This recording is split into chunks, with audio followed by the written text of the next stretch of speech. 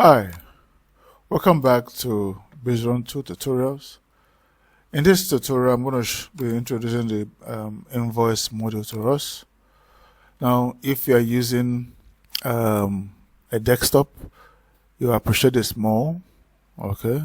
You appreciate it small, but don't worry. Even with your mobile phone, the module still shows responsive, as you can see.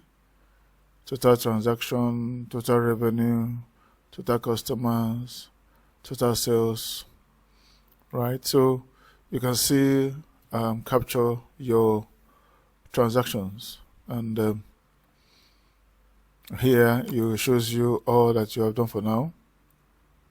So let's say we want to raise an invoice. Now this is the kind of invoice you can send out to your customer because it has your logo on it. It has quite everything you need to send to your customer, right? So to raise one, you click on raise invoice, and then to open up this page. Now here we do this so that it binds the invoice to the customer. Now if for any reason you make mistake, you can always change it at the edit using the edit page, right? Now so I select edit young. I click call up customer edit young. You see it calls up edit young. Now on this page I cannot change this name. If I must do this, I have to start all over again. I can't change it. So that's why I said we use that to bind the invoice to the customer, right?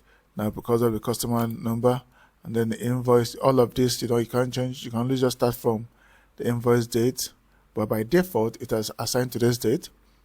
And then you also enter the date the invoice is due. By default it's 30 days, but we don't enforce it here. We let you choose whatever date you want to use, and then you enter the description of the service, of the invoice, the cost of the invoice, 5,000, whatever it is. I see as I'm entering, it's also calculated here. Now it may be the service rendered by maybe it's about 10 different service. You can enter 10 there. Now again, if you rendered more than one service to this client, you can add the next one there. Or maybe you want to do something for the client, maybe purchase, whatever it is, and it involves issuing an invoice, maybe renewal of contract, whatever. You can always add a second service here. All right, then here you see this is a bit different from that of a smaller service. I enter the description here, then enter tax if there's any tax involved, enter discount if there's any discount involved, and then the system will calculate all for you, and then you save, right? But even if you want to, you can also print out. You can also download the PDF first before you save, right? But like I said, we're using the mobile version here, so I've not tested this download on the mobile, but on a PC it works properly, right? So that is basically how to add or raise a new invoice, right? Now the same place you want to check all your. Okay, let's just go back to this invoice table again. Let me show you something. Maybe you want to view the invoice, right? Let's just use this one. You see now my logo is there. If this was a desktop, you will appreciate it small. My logo is there, my address is here, and it's billed to this client, and then your invoice detail here. See what is involved, right? and then so this is how it looks, but on a PC it looks far better. You can now download it using you can now print it using this, right? But because we are on a mobile, that's why you are not seeing it properly, right? If it was a mobile, you can easily, sorry, it was a, if you're using desktop rather, sorry please, if you're using desktop, it will shown properly, but because we're using mobile, however, yeah, you can try with mobile and see how it goes, but right now I'm not using a mobile phone in principle. I'm using a simulator to make it easy for me to test both desktop and mobile as I work.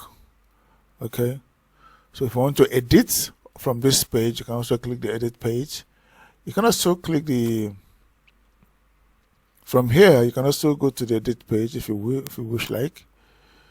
There's also a edit page here, edit here, also print from here. Okay, so this is quite extensive, quite handy for you to use to capture. Even if you don't want to send an invoice to the client, you can also use it to capture the services rendered, so that it will help you in your documentation, right? Since it's handy, you capture it there. Whatever you want, you go through and know what the services rendered and how much funds came into your account.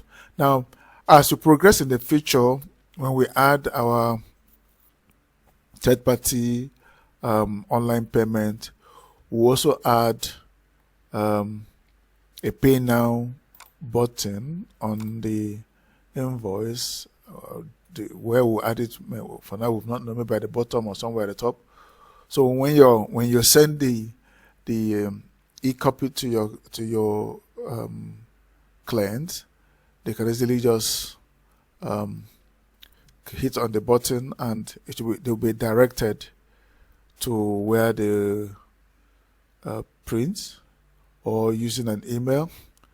You send them an email and then they'll be able to just click on the button and print, and pay. From there they'll be directed to our third-party payment platform. Okay, so I'm sure this is cool. If you have any contribution, any innovative contribution you wish we should add, feel free to let us know. Thank you, and remember, see you in the next video.